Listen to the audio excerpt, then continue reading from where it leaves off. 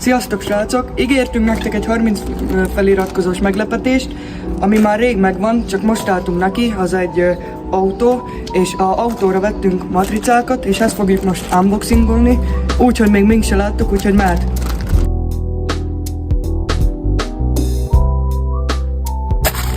Na srácok, itt is van asztalat. Most lássuk, mink is először. Még van, nem.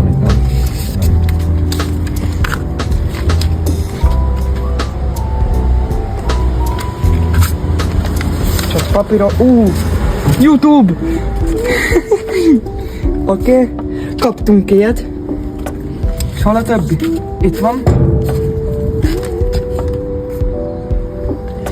És még. Aha! Te! Na, és ebből már ki is deríthetitek, hogy ez egy Opel. A következő videóban megtudjátok. Csá!